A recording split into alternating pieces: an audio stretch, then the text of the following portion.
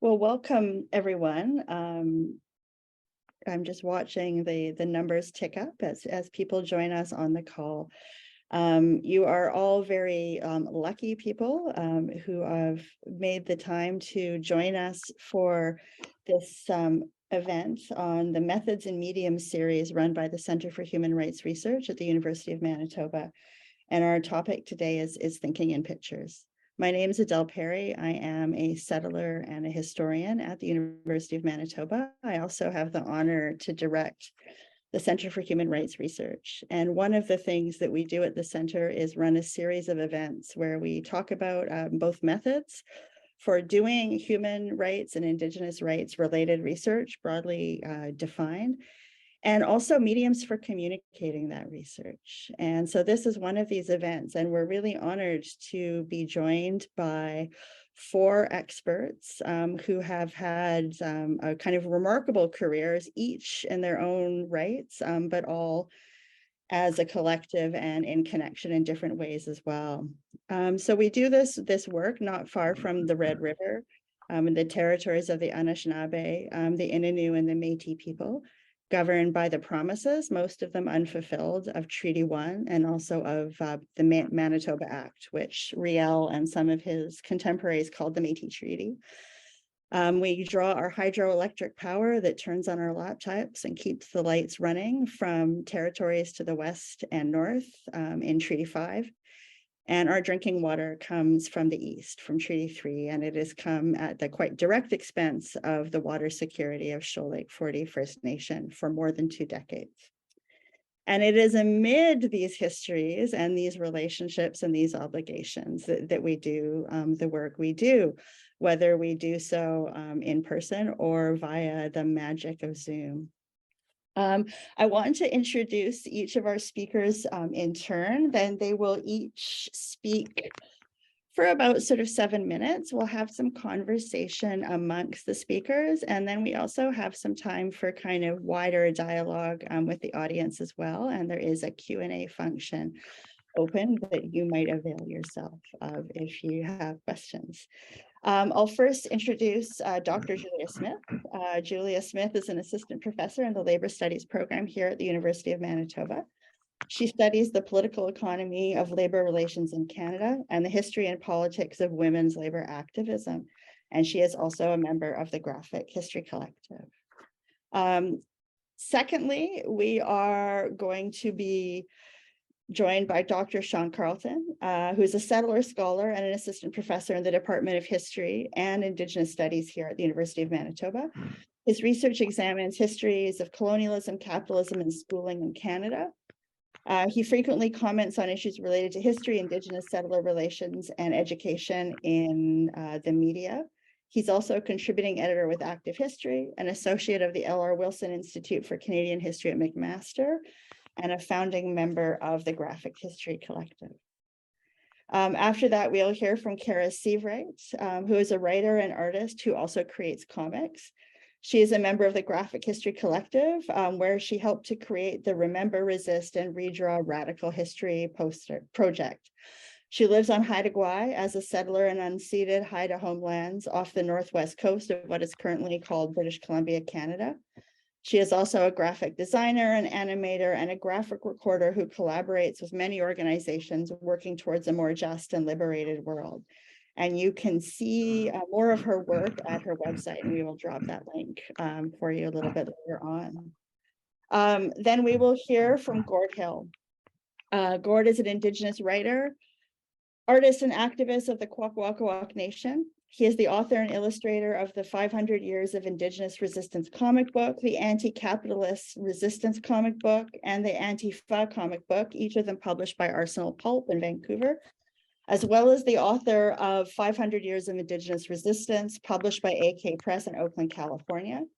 His writings and art have been published in numerous periodicals, including Briar Patch, Canadian Dimension, Red Wire, Red Rising Magazine of Winnipeg, the Dominion, Seattle Weekly, and Broken Pencil. So we are very lucky to have all of these people join us and to have more than 40 other people joining us on the call. And with that, I will begin our conversation about what it means to think in pictures and to communicate in pictures in ways that work towards justice. And we will begin with Julia. Thanks, Adele. Thanks so much for that introduction. And thanks, Pauline, for all your work to put this together. Yeah, no, I'm really excited to be here with all of you. I'm just going to take a second here to share my screen so that you can, would be wrong to not have any images in a thing on images. So I'll just share. Hopefully everybody can see that. Make it big. Okay. Hold on, let me just move that over. Oh, I'm just realizing I'm going to have an issue, I guess, sharing my screen and my notes. So I'm going to have to leave it, I think, in that mode. I apologize. It's going to have to be in this mode. Is that okay? If anyone is having difficulty seeing it, let me know. I apologize for that. Okay, so hopefully you can all see the slides. Someone just let me know if you can't, either in the chat or one of my fellow panelists. Okay, so thanks so much for being here. Like I said, thanks to Adele and Pauline for inviting us to participate and for making all the arrangements and for all the work you folks do running the center. I just can't believe how many events you host. It's incredible and it's awesome to see the variety of events. And it's great to see one on visual arts. So I'm excited to be here with you along with my fellow GHC members and collaborators to talk about the work that we do in the GHC. You know, we also have artists like Kara and Gord, and I saw in the audience that our fourth GHC member, Robin, is there. So hello, Robin. So maybe Robin, you can weigh in the comments later in the discussion if you have thoughts. Yeah, so to talk about how visual arts can be used as a tool or method for research, community building, and social and political change. So I'm going to kick things off by providing a brief overview of the Graphic History Collective, or GHC, and some of the projects that we've done. And then I'll hand things over to Sean, who will talk in a bit more detail about one of the specific projects that we've done that involved a lot of collaboration, and Gord and Kara both contributed to. We were going through, Gord, I realized you did 3 posters. I hadn't realized how many you'd done. So Gord's done quite a lot of work with us. You're like an honorary member of the GHC officially. So yeah, that's the plan. And we'll hand things over to Kara and Gord, who are going to, in turn, talk about all the amazing work that they do. So that's the plan. So like I said, I'll kick things off now, just introducing the GHC.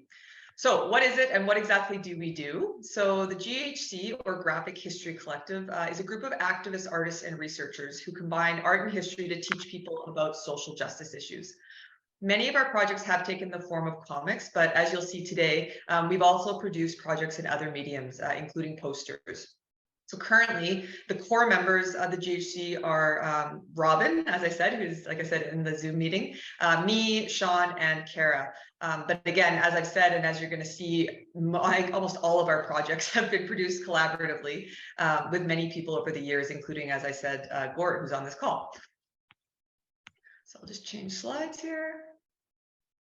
There we go. Okay, so the origins of the GHC trace back to the mid-2000s when a group of Canadian labour historians received funding from the Social Sciences and Humanities Research Council of Canada, which, for folks who don't know, is kind of one of the big funding agencies in Canada, so government funding agencies. So they received money to create awareness about Canadian working class history through the publication of popular and accessible materials, and that included a comic book. So with that funding, a research, writing, and illustrating team was assembled, and that group eventually in 2008 became the GHC.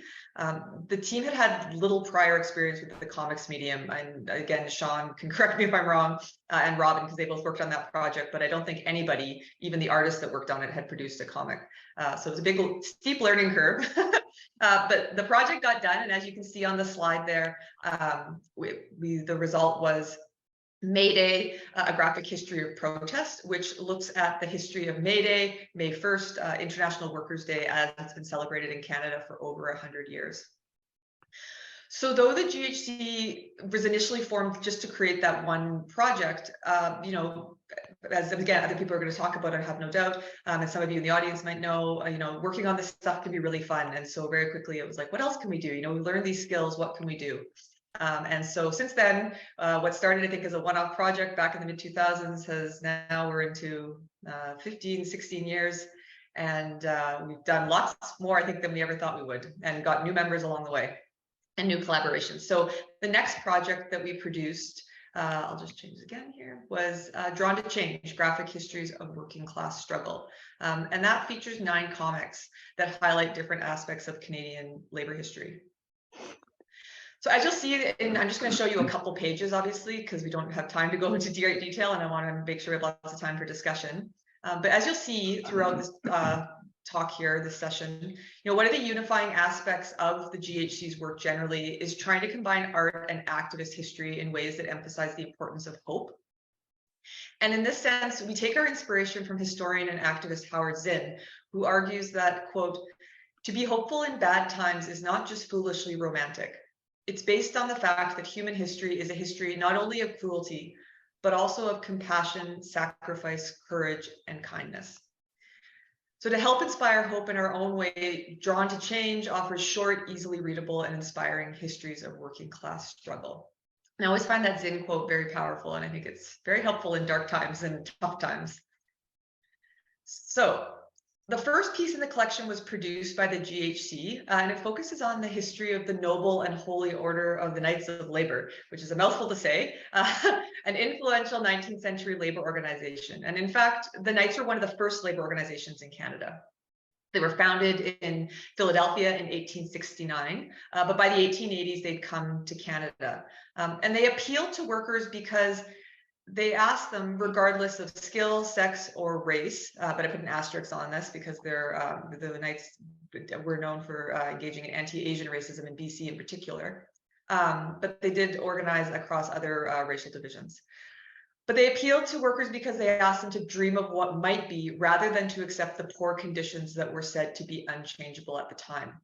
And so our aim in this project was to show how the Knights created a culture that offered people hope and mobilized workers to fight for social change.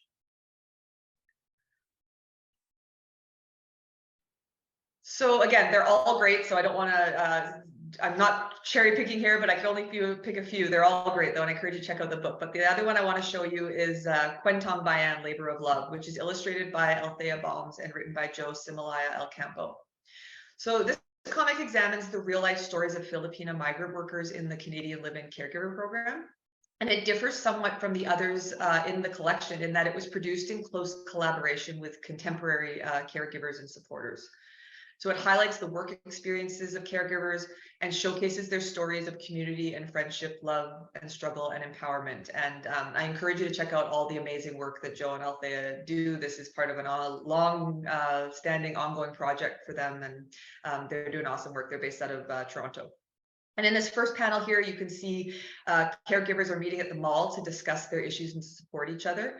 And I know it's a bit hard to read, but hopefully you can pick that up from the graphic.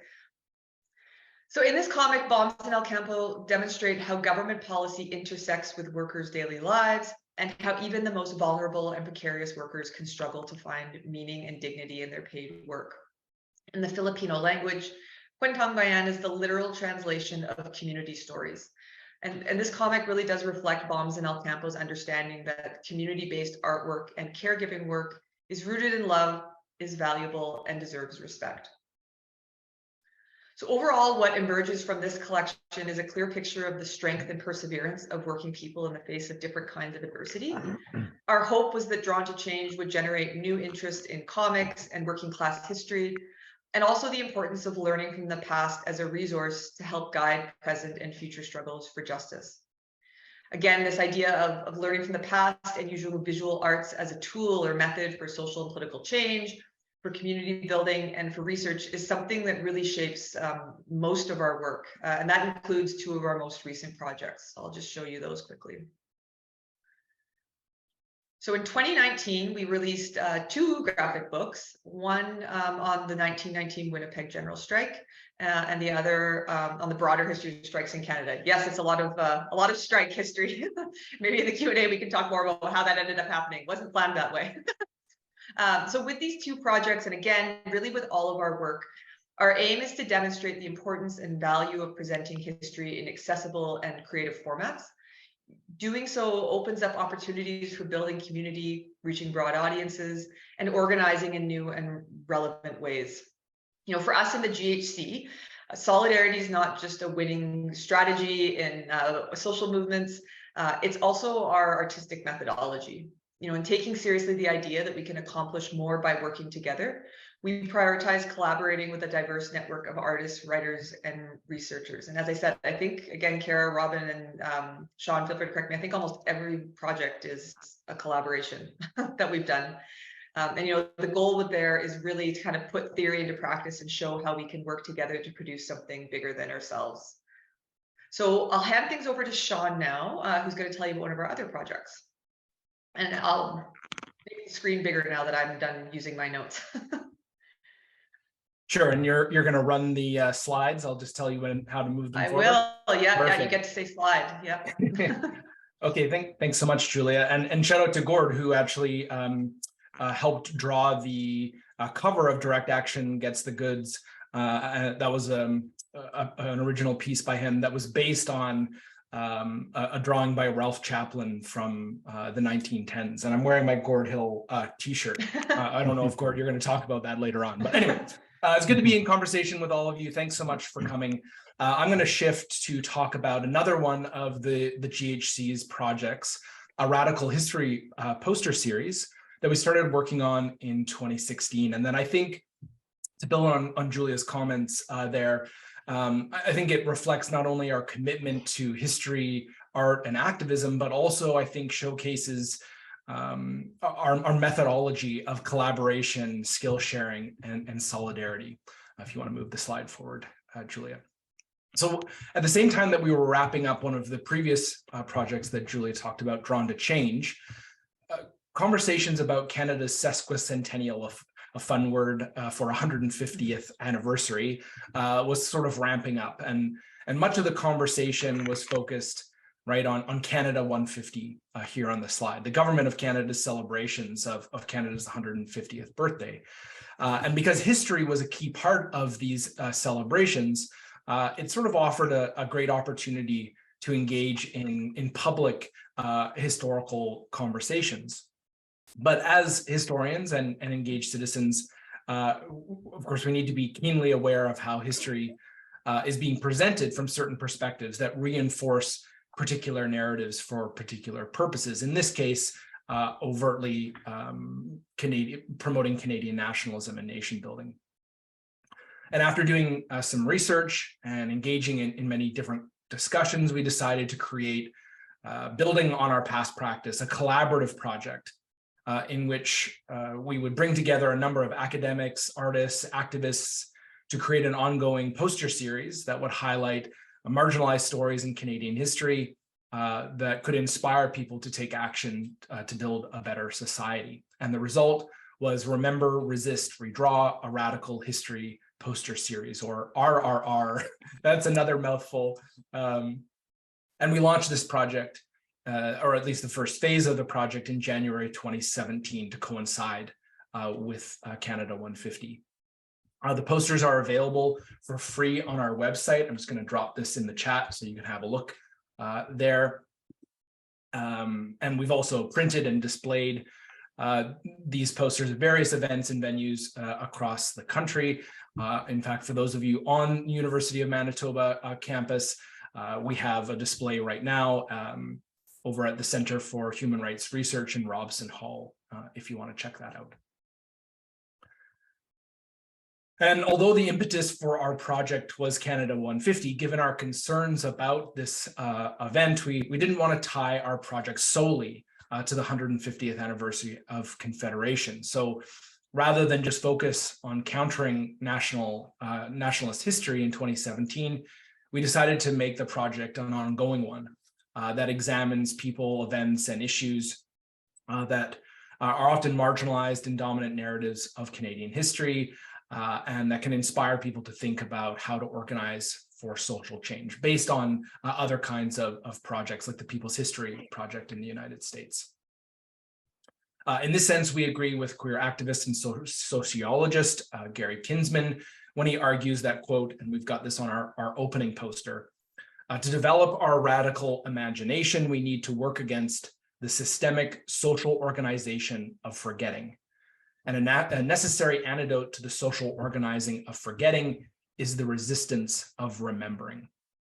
So for us, radical history in visual form is an act of remembering as resistance, showcasing hidden histories of the oppressed and marginalized, or offering alternative perspectives on well-known historical actors and events. Our goal with the project is to create accessible radical history posters that can serve as a resource for activists to lean on and learn from as they continue their work of trying to build a better world. And I think that in the process of creating this project, we further developed our own methodology of collaboration and solidarity, of working to build up a diverse network of academics and artists, committing to using the power of visual research to make public interventions, right, in this systemic social organizing of forgetting, to cultivate deliberately a practice of remembering as resistance. And to date, we have released 33 posters, which is pretty incredible to think we didn't know if we could get one off the ground. And they've appeared in multiple languages: English, French, Innu, and Chinese. And I'm just going to give you a quick rundown of some of them, just to give you a sense. If you can move the slide forward, Julia. Okay, so these are the first two posters in the series. Again, I'm just going to go very quickly so that we can get on to Kara and Gord here. But the first on the left was illustrated by Indigenous artist Leanne Charlie, who's also an academic. And it explores the ongoing legacy of colonialism for First Nations in Yukon. As Leanne writes in the essay on the back, so you can't see this here, but both the posters have two sides, the image with a bit of text and then an essay on the back. And Leanne writes in her essay, on paper, much of our lands and waters have been ceded to the settler state. However, in our hearts, our bodies, and our everyday actions, represented here on the front of the poster, we still think of Yukon as our land. By continuing to live and work on the land, we assert our existence as Indigenous peoples in the face of 150 years of ongoing Canadian colonialism. So that was, again, sort of speaking directly to the beginning of Canada 150 and pushing back on that. The next image you see here on the right is a poster by artist Naomi Moyer and academic Funke Aladejebi. And it looks at the historical significance of Chloe Cooley, a Black woman whose violent resistance to her enslavement and sale across the Canada-US border played a crucial role in the abolition of slavery in Canada that I don't think a lot of people know much about. So again, trying to recover the history of Cooley and present it in a more publicly accessible way. If you go to the next slide, Julia, Kara and Gord have posters in the series, but I won't talk about these. I'll just end on these two as final kind of reflections of what this project was about and how kind of methodology of collaboration was built into them. So the poster on the left here is on pandemic history, not the COVID-19 pandemic, but the 1918-1919 deadly flu pandemic. And this is by artist Karen Mills and my colleague, academic Esselt Jones. And the poster was created in the heart of COVID lockdown, and it sought to distill some of the lessons from a previous pandemic, right? Showing how social inequality was exacerbated in this previous pandemic with devastating consequences. But it also laid the seeds for mutual aid and support and solidarity that helped push people to fight for better access to healthcare and greater democracy afterwards, which we thought was a kind of a relevant to the kind of current conversation as we were going through the COVID-19 pandemic. And interestingly, one piece about this poster is that aesthetically, Karen chose to create her poster in the style of a public health poster from the period. So you might not pick up on that right away, but she actually took a public health poster from 1919 and then used that as the basis to kind of talk about the different points that she wanted. And all of the images here are based on historical photographs from the period. So there's a kind of visual element of trying to make those connections between pandemics. Okay, and the last poster here on the right is by Mohawk land defender Ellen Gabriel and myself about the so-called Oka crisis of 1990, or the siege of Ganazadage and Ganawage. And Ellen was the Mohawk spokesperson in the summer of 1990 behind the barricades. That's what she's known for. But a lot of people don't realize that she's also a talented multidisciplinary artist. And for the 30th anniversary of the siege in 2020, Ellen and I collaborated with Kara's design help, thanks Kara, to create this poster, which features an original painting by Ellen in 1990, just as the conflict was ending, as a way of sort of processing her trauma and issues in that moment. And then on the back, there's an interview that Ellen and I did about the lessons and legacies of that summer, trying to raise awareness both about that conflict and its connections to contemporary Indigenous land struggles in Wet'suwet'en, etc. So those are just a few of the posters that we've released to date that I think reflect both our commitment to history, art, and activism, but also developing a sort of methodology of collaboration and solidarity, bringing together activists and artists with academics to present publicly accessible history in visual form. So thanks so much. I'm going to pass things over to Kara. Thanks so much, Sean. That was I just love this project so much, and I thank you for highlighting some of the amazing posters, because we did so many, 33. I can't believe how many we've done, and I hope we do a few more too. So I'm just going to talk a little bit about how I illustrate, or I'm going to illustrate a few different ways that I use art and a visual practice to illustrate the history of social justice movements and to support a struggle for a more just and liberated world. So starting with the poster that I got to do for this project. And again, I love this quote from Gary, and thank you, Sean, for reading it out. So you can go to the next slide, Julia. So Gary actually wrote the essay for this poster that I did, and he talks about how the origin of Pride marches have largely been forgotten, and Pride has been transformed into a kind of a corporate, spectator-driven parade. So as a queer person who's never felt like Pride represented the queer community that I was part of, I wanted to illustrate a poster that remembered and illustrated the radical roots of Pride and provide hope for a more liberated and just future. So I'll just show you, you can go to the next one, Julia, just show you a little bit of the process that I used to create the poster. And a process that we often use in GHC work is doing a lot of research. Sean and Julia and Robin do a lot of archival research and written research, and then a lot of the artists that we work with do a lot of visual research. And so these are some of the archival photos that I worked with to create the poster. You can go to the next one, Julia.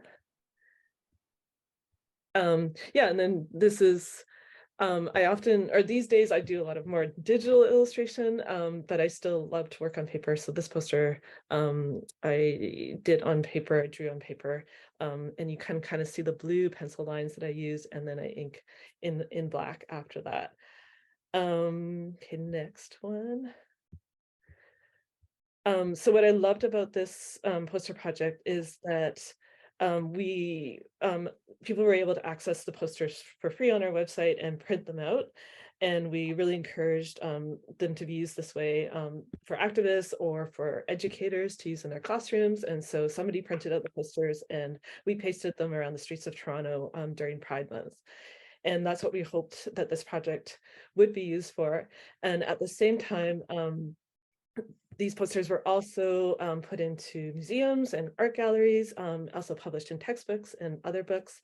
And in those contexts, we, and especially Julia, fought to have the artists paid for their work, because these were uses that those are kind of organizations and publishers had money to pay artists, and we really fought many times, and many artists got really well paid for some of those contributions, which was really, I love that we could use it on the streets and in activism and for free, and also that artists got paid for their work in other contexts. Okay, so the next little project that I'm just going to talk about, it was just kind of, this is, I don't know, I thought it was a good illustration on how I have been able to kind of use my art in different contexts for social change. This was in my own community on Haida Gwaii here. So I live in a village of about 900 people. And in 2019, Haida elders from the neighboring community of Skidegate wrote to our village to request that they restore the Haida name, so the original name to the village, which was Dajingids, to then what was called the village of Queen Charlotte. So last year, in 2022, the village council decided to see how much support there was from village residents for the name restoration. And some of the methods the village ended up trying to use to gauge public opinion ended up causing a lot of harm, I think, anyways, especially the publishing of anonymous comments from a public survey, which anonymous comments always a bad idea. A lot of like racism came out to the surface that was always there, but it was very visible. So as this was in the midst of the pandemic, for us who wanted to support the name restoration, there wasn't a big opportunity to organize in person as would usually happen in our community since we live in such a small place. So in order to show public support for this process, I created these posters, and a team of us printed them and posted them around town and up in the windows of local businesses, and also posted on social media, of course. And you can change to the next one, Julia. Yeah, and we also put banners up in a very public spot, just to show our solidarity, which was, I think, really welcome. And we also created these buttons that we handed out every weekend at the local market. And yeah, and so this campaign, kind of this visual campaign, allowed people to show their support and solidarity in a very visual way. And I think it was able to kind of elevate the message, so that it's staying alive longer, like people still have the posters, they still wear the buttons around. And so last year, in July of last year, the name restoration was announced. And I think we were the first municipality to restore Indigenous ancestral names. So I mean, that is a very small but gesture, but I think an important one anyways. So yeah. Okay, you can go to the next slide, Julia. Yeah, this is just, I'll just do a quick show. This project was another project with the Graphic History Collective that was based on that book about strikes, and we ended up doing a poster illustrating the various strikes that have happened in the last, how many years? long time. I can't read exactly, 200 years, 150 years. And I think there's the art of 5 different artists on here, including some of Gord's work. Yeah, and you can go to the next one, Julia. What I like about this project, it shows kind of visually how movements over time grow out of struggles from the past in this very kind of visual way.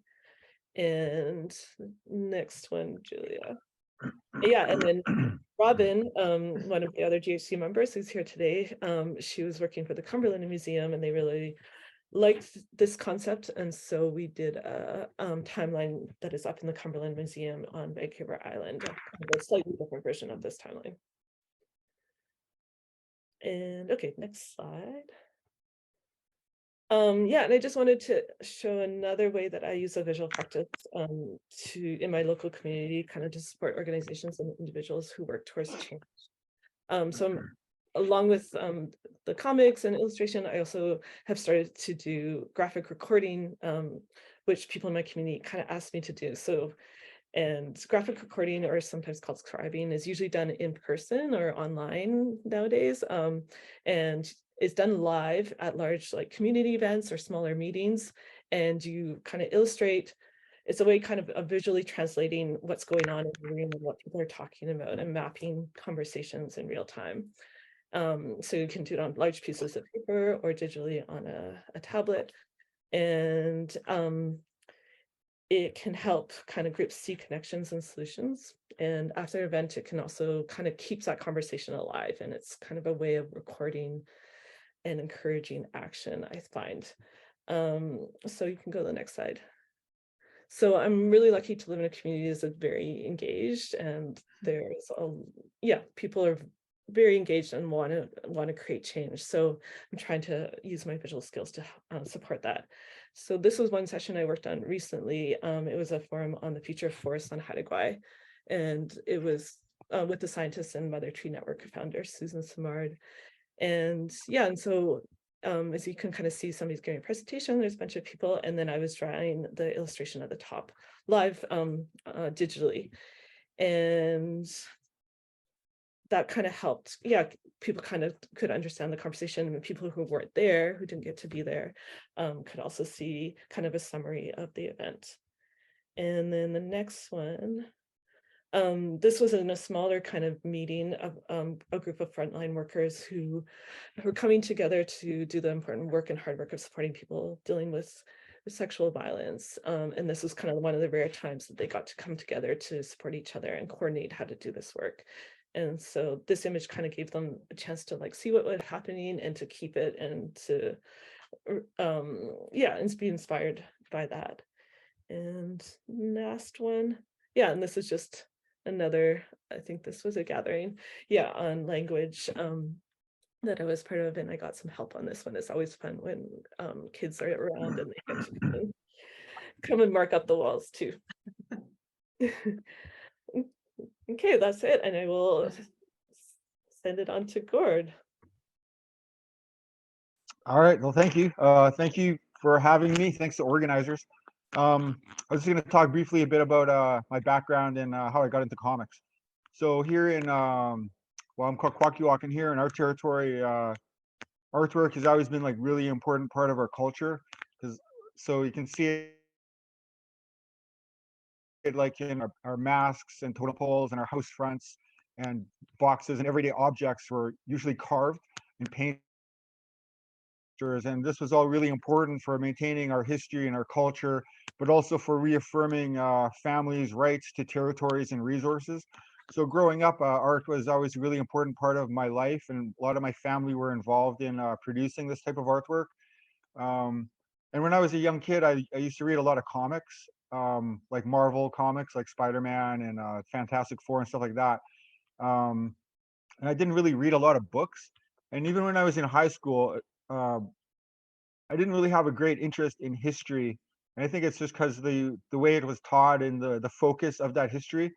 But once I got involved in social movements, I used my artwork to produce graphics for posters and events and whatnot. And I think it's really important to have a diversity of forms of art or communication, diversity in communications. So I think artwork is one really important part of it. But I think books and that are also important. But in terms of art, I produce a lot of different styles or types of art forms. So I did a lot of black and white artwork for many years, like probably for 2 decades. I just did black and white artwork. And that was because during that time, it was the easiest way to reproduce graphics, like for zines or for posters or leaflets. Black and white was the best way to go. It was the cheapest. You could always find a photocopier. But I also got into doing t-shirts, like printing t-shirts, making banners, stuff like that. So I think it's important to have that kind of diverse forms of communication and diverse forms of art. Because not everybody is going to want to read a book, but then not everybody actually wants to read a comic book either. But I got into comics because I found they're like really accessible way of communicating sometimes complex or complicated histories. And I think the history thing was it's something I found to be really important because it kind of explains how we arrived at the present social conditions we're living under. It's the result of history. And I kind of got into that concept during the 500-year centenary or whatever it's called in 1992, marking the European invasion of the Americas with Columbus arriving and all that. Because I really I wanted to understand how did how did all this happen? How did colonialism happen? How did we end up living on reserves? How did we end up in these oppressed conditions that we're living in? So that's when I really got into the understanding history. And eventually I was working with the Native Youth Movement, and this was in the late 90s. And already at that time, it felt like some of even our most recent acts of resistance were kind of being not erased, but kind of minimized. And it was hard to find information about these actions like Oka in 1990, or the Ipperwash standoff in 1995, or the Chapatan siege of 1995 as well. So this was around 1998, and it wasn't in the news anymore, and there was a young generation, they were organizing, and I kind of felt like we were already kind of losing this most recent acts of resistance. So I started producing these short comics that were 4 to 8 pages on 8x11 photocopy paper. And I chose that size and that because it was so easy to reproduce. And so when we went to events, like if we went to a conference or a powwow or anything where there was a gathering of Native people, if we could just get access to the band office, they're going to have a photocopier, and then we could make photocopies of these comics. So that's what I started doing. I made a comic about Oka, Ipperwash, Chapatan. And after a while, I had a little collection of these comics, and a friend of mine suggested that if I added some more chapters to it, it could kind of cover the 500 years of resistance. So I did that. And another friend of mine, Alan Antliff, who'd had some stuff published at Arsenal, he brought this this rough comic down to them, and they were interested in publishing it. So that's how the first 500 years of resistance comic book got published, and that's why it was in black and white. I did everything by hand because I didn't actually have a computer skills to scan in and do the lettering and the coloring and stuff like that. So that's how the first comic was produced, and that was Arsenal's first comic, I believe. And over time, I did some more comics. I did the Anti-Capitalist Resistance comic book, which was also in black and white. And then with the rise of the Trump presidency, Arsenal asked me if I would be interested in doing an anti-fascist comic book. So I did that. And by that time, I'd learned how to scan my artwork in and add the color and add the text. And so we did that one. And then I felt the 500 Years comic book that I'd originally done, I just thought there was a lot of errors in it. And I thought my artwork had improved a lot. So I wanted to redo it. So I approached Arsenal and asked them if they'd be interested in doing a revised, expanded edition of that.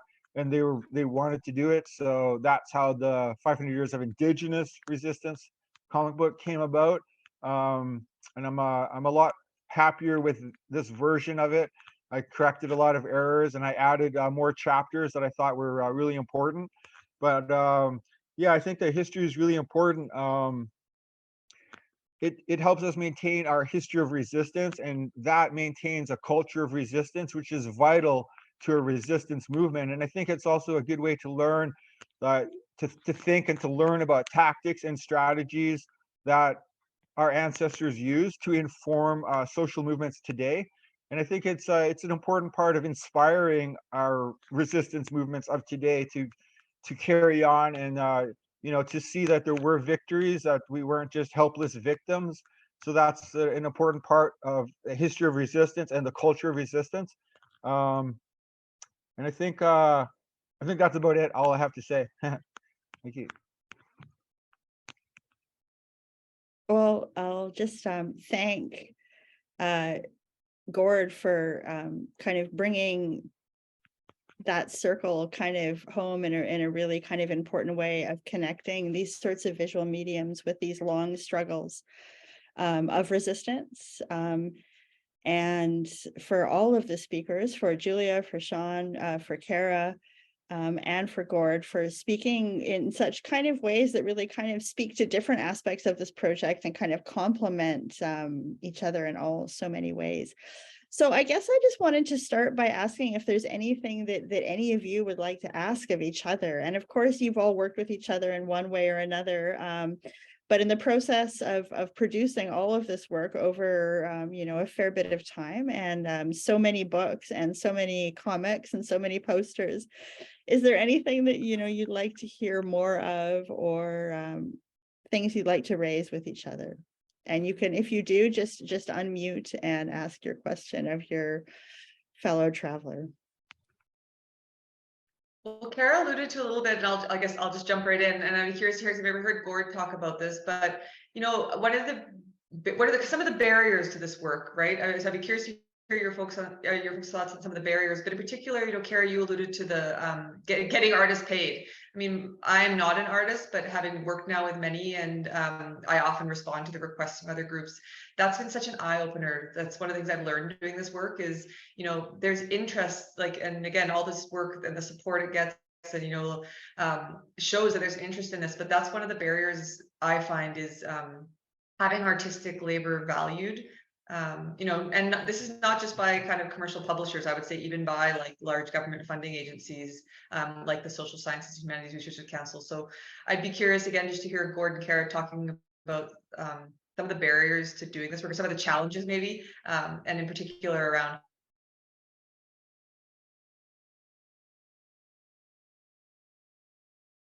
So I think we just lost Julia a little bit on the end there. But just if I think she was asking either Gord or Kara to speak about some of the sort of structural barriers and challenges, including around getting paid. And I think this might be a question for those of us that work on ever writing grants and funding proposals about how we might do so in a ways that sort of facilitates that. But perhaps either Gord or Kara can pick that up. Yeah, I mean, when I was younger, I pretty much did all my artwork was for free because I was doing it for groups I was involved with. Now that I do more art for kind of like for my income, the only problem I've had, and no offense, is like dealing with universities or bureaucracies getting paid. It's like I have a deadline, they have a deadline, they want the artwork done by. So I sit down and I work and I get that artwork done by the deadline. And then it can take me 2 months to get paid because of this bureaucracy, or there's so many steps, like someone can drop the ball at any stage along this bureaucratic process, and then I'm left waiting for my my payment. So that's the only problem I've had recently in this part of my life.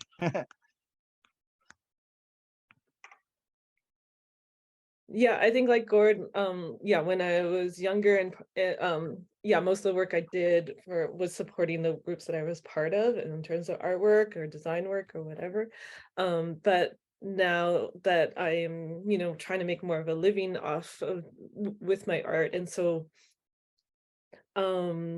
yeah, and so I feel like I always need to have different ways of doing art that's going to get me paid, and which leaves less time for the art that I want to be doing and supporting kind of more radical groups. But I think what I've really liked working with us, or trying to figure out this within the Graphic History Collective, is that we are a volunteer collective.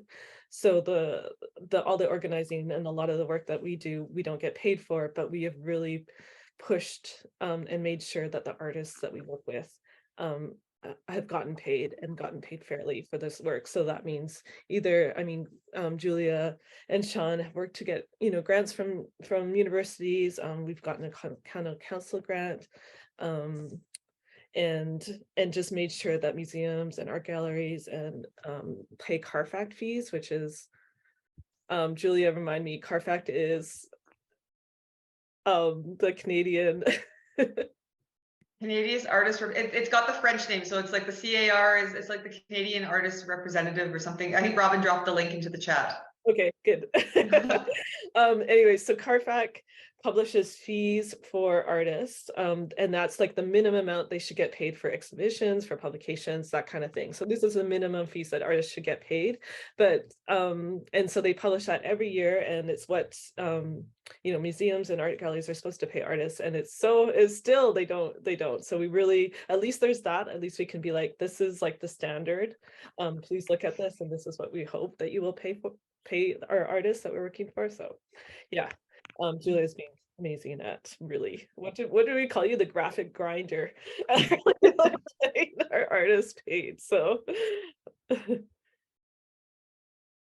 So thank you for that. And I also just want to particular thank you for like bringing people's attention to the Carfax kind of formula. I think it is not registered enough, and it is something that we can all kind of learn from, as just far as moving the bureaucracies that Gord kind of spoke about, but also just basically, working wherever possible to ensure that people's labor of all manner is sort of remunerated. And it does give us a real entry point. So Julia, you'll have to share your mad skills about how to do this.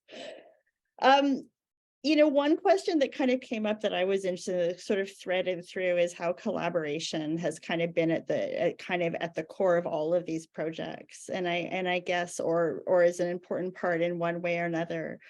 We often talk about the necessity for collaboration and multidisciplinary and that kind of thing, but it doesn't happen as much as it should necessarily. And I think what you've really shown us is a kind of an example of an ongoing project, which is deeply collaborative. And I just wondered if any of you wanted to kind of speak to that process of kind of collaboration as it has unfolded over these projects.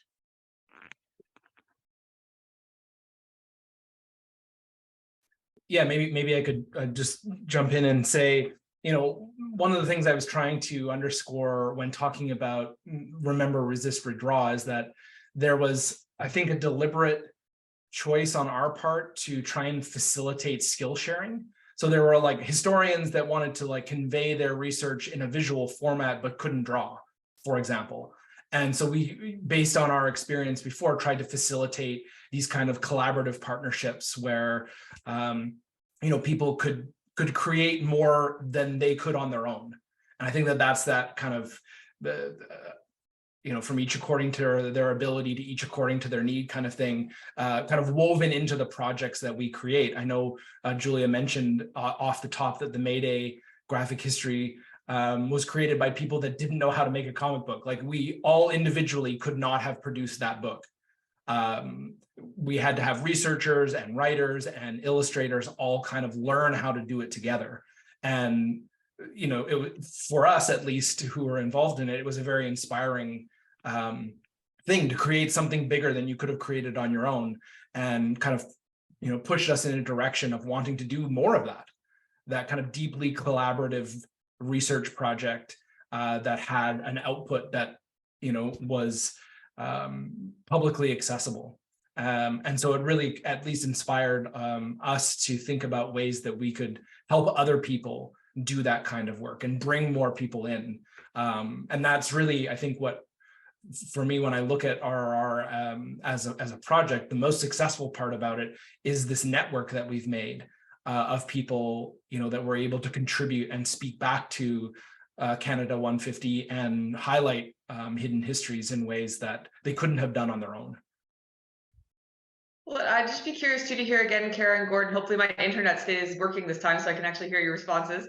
Because both of you are, like, again, we make this distinction. Sometimes it's false, though, right, between artists, writers, researchers, activists. I mean, you two are both all of those things, right? I know, Kara, you were saying, Robin, Sean, and I do all the research, but I put in the chat there, your Bill Williamson comic, that was a project you did completely on your own before you knew us. So that required extensive archival research. I mean, Gord, all of your sole authored projects, you do all that research yourself. So I'd just be curious, kind of, why did you folks decide you wanted to collaborate? What's the difference, I guess, working collaboratively as opposed to working on your own? Just hear your thoughts on that. I think for me, it just depends on, like, if someone approaches me and says, hey, I've got this idea for a comic and this is what I want to do, then I collaborate with them, I work with them. But, well, there's other stuff I want to see it done, and so I just get to work on it. In terms of collaborating on comics is different. Like, it's one thing to do a poster and there's a small amount of text and you go back and forth with people about what they want on the poster and where the text is going to go in that. But the comic I found really different because it really depends on who I'm working with. Usually they come to me with the script, and then I'll break that script down into a comic format with the pages in each panel. And sometimes that's really straightforward. But like I had one experience which was like, it was really frustrating because they kind of gave me a rough text, the rough script, and they were adding pages as we went along. So I started working on the comic and I started doing the pages and doing all the artwork. And then they change the script and they go back, they want to change those initial pages. And it was just like really demoralizing to go back and have to redo pages and stuff like that. So that's one thing I found was challenging, was working with some, I don't know, I guess you call them editors, who aren't sure of what they want. And then now I've kind of learned, like, we kind of need to have that text, the script, all finished before we proceed with the art. So that was one challenge I found. Sorry, Kara, for your answer. It's really interesting, Gord, because it makes me think again, that kind of not understanding the labor involved. Like I'm thinking so many people who are used to working with like people who are writing, they're like, oh, what difference is it to just reorganize your paragraphs or like, you know, add an extra paragraph, but not thinking about how much work goes into doing the artwork. Yeah, I think that was a big part of it. Yeah. Oh, and sometimes I think, Kara, I'd be curious to know how you feel about this in terms of your partnerships. But there, at least I found, as someone who was new to this, that there was an assumption that visuals are easy and can be created immediately. And you know, that there was almost a deep, like a misunderstanding about how much work goes into creating a visual, right? It's not just, there are a lot of layers and steps involved, research, thinking, drafting, redrafting, that is hidden, you know, in the final product. And so I think a lot of people were like, can't you just take my book and make it a comic book? It's like, well, yes, but there are so many steps involved. It's almost like, you know, thinking about visuals as a kind of research, as a kind of literacy. Like there is a lot of learning that I've done in the last decade or so, thinking about, you know, we wouldn't make Mayday the same way now that I actually know how to make a comic book. And so I think that there's that involved in trying to teach people what's involved in creating visual research and these kinds of projects. Yeah, totally. Thank you, Sean, for thinking about that, because I think, yeah, there's a little bit of an assumption that in our culture, in Western culture anyways, that creating or adding visuals simplifies things, whereas I really think that adding visuals and art is it complexifies everything, you know, like there's so much that can be so much richer and deeper. And I think because I think we have in Western culture like the supremacy for written word over visual language, which other cultures, especially Indigenous cultures, have. So yeah, I think, yeah, so there's this assumption, especially with comics and stuff, that you're simplifying these ideas, whereas I think, yeah, with especially like the work Gord does and some of the stuff that we've done with the Graphic History Collective, like the amount of work that it goes into the archival research and visualizing what these worlds look like in the past, and there's a lot, and yeah, and we want to do it in a good way too. So we want to be, you know, especially for the history comics, like we want to be accurate and portray it in a way that is what happened. So yeah, I think it's a complexity rather than a simplification. One thing I find funny is like you could spend all day drawing a panel, like hours and hours, and when someone's actually reading the comic book, they're like, it's like 45 seconds, they're gone, they're done it, and they're on to the next panel. A lot of time. Yeah, all of these different layers, right? Like you look at one panel, and as you're saying, you know, that can take, well, for the direct action comic book, like we went back and forth. That took, I think it was only about 10 pages, but that took months of kind of thinking and how we were going to present it. And, you know, there's a lot of work that goes into presenting something visually. Not that there's not a lot of work that goes into writing something, But it's just the combination of those two things is as Kara's saying, more complex than perhaps some understand.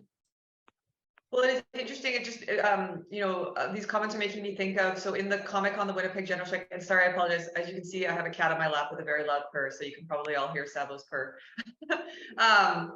So the comic on the Winnipeg General Strike, I think it's about 30 pages, the scene on Bloody Saturday. Is that correct, Sean and Kara? I think it's about 30 pages. So for those who don't know, that's kind of the violent climax of this strike. When the Rural Northwest Mounted Police charge on the strikers and 2 workers are killed. And David Lester, who we worked with multiple times as well, who illustrated that, he ended up, I think we originally, the storyboard was like 50 pages and then David returned like 100. And that sequence in particular is about 30 pages with no text. And David has an essay at the back of the book where he talks about kind of, wanting to just focus on the imagery. And he was kind of trying to do it in like the style of graphic reporting of war artists. So it's very chaotic. Again, I'm not an artist, so I can't speak as well as David does or Kara or Gord, but again, allowing the visuals to do the work. And it's interesting because I think we were a bit nervous and we got some feedback saying like, oh, it's weird. Why is there so much of this? Why is there no words? Or every time I talk to someone about that book, they say that's by far the most powerful part. Again, so in that case, just kind of picking up on what Gord and Kara were saying about, the complexity of imagery. I think it's, I've read lots of books, and this is not to disparage any of my colleagues who've done excellent research on the Winnipeg General Strike, which we couldn't have done that project without. But it's just different. And I think it goes back to Gord's point about the importance of having different ways of communicating this history and information. And then this kind of ties into, I think it was a question in the Q&A about what do we want this work to do? And I think reach people and reach them in a different way, right? Like, people might go to a museum and see an exhibit on the Winnipeg General Strike. They might watch a documentary, they might read a book. But seeing those 30 pages of art on that moment, I think does affect people in a different way. And so that's great. Yeah, absolutely. So Julia's already spoken to one of the questions in the chat, and I'll encourage people, we've got a few minutes left for questions. You can add them into the question and answer function, but I'll speak on another one. And that is that Gord touched on this a bit, but I was wondering if the panelists have any recommendations of the best process for where to start with the comic. For example, script first, art second, possibly some recommendations or references for someone just getting started in graphic history world. And that is from Carlana. So I don't know if anybody has any particular advice they would like to pass on. I would say, depending on the type of comic you're doing, like I think there's like some comic artists who do proceed with the artwork first. But I think if you're doing like history and stuff like that, you definitely want to do the script first, like get the story, do the research, and then from your research notes, draft a script.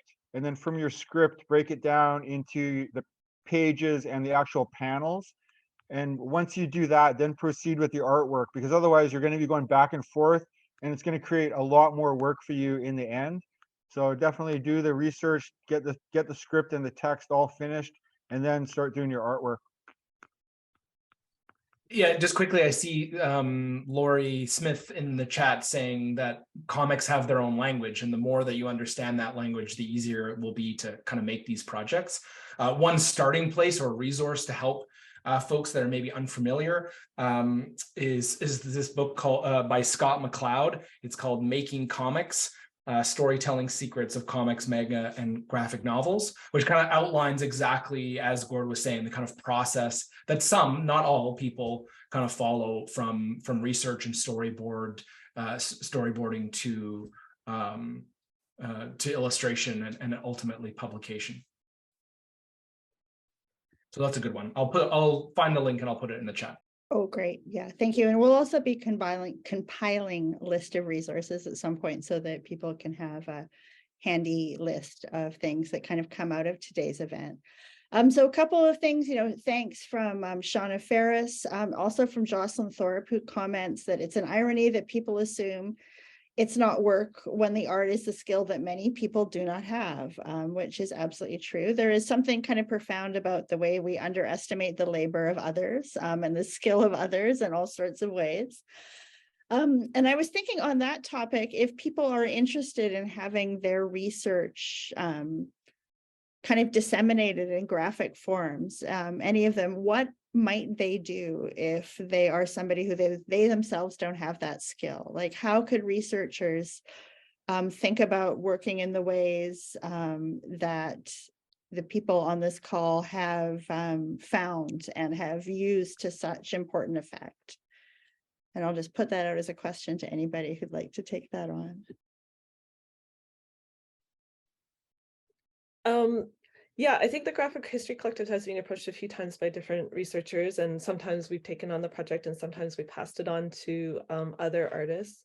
And I think in learning a little bit about that process, I think it's really important for the researcher to have a really clear idea why this should be visual, that there's a narrative, there's or that it is something that will be enhanced by a comic or by visuals. And it's really nice when they have funding already in process and that the artist doesn't have to think about that or do the work, because if this is their project and they're asking for this work, then it's nice that they have the funding already. And then from there, I guess going, trying to work with the artists. And like if I was working with a researcher, I would probably either they would write a script based on their research, or I'd be willing to write a script based on their work if they felt like that wasn't what they could do. And trying to think about it in a visual way, I think. And then, like Gord said, write a script, start the storyboards, which are like, usually you do like, or they can be called thumbnails, like little images of the page and how it might look like on the page, and make sure like you don't have too much on one page. You want to kind of let the story come together in a good way. So. And if the researcher has like a publisher too, and like a kind of a means to like, or it could be an online project or whatever it is, if they have kind of an end goal of how they want this project to come together, that's always helpful too. Quickly, before we run out. Oh, sorry. Go ahead, Julia. Oh, I was just going to add to what Kara's saying there. I think too, like echoing what Kara said there, like, having a plan, but also I think being willing to listen. Like, I think Sean and I, and I'm sure Ron would say the same thing. I've learned so much from working with artists. I've had some of my own research turned into graphic format.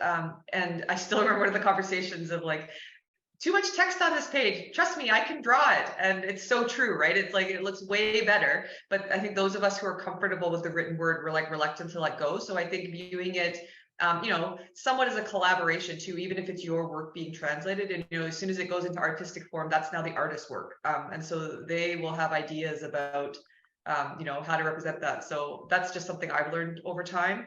But then also I think in that vein too, remember that if you are asking people for their ideas about storyboarding, about how to do that, again, that's all work too. Sorry, I'm really banging on the making sure people are compensated for their work, but I do think that's a huge barrier. Again, Kara and Gord, feel free to weigh in as artists, but my sense, just from emails I know we've gotten before the GHC, it's like, oh, I have this book that I want to turn into a graphic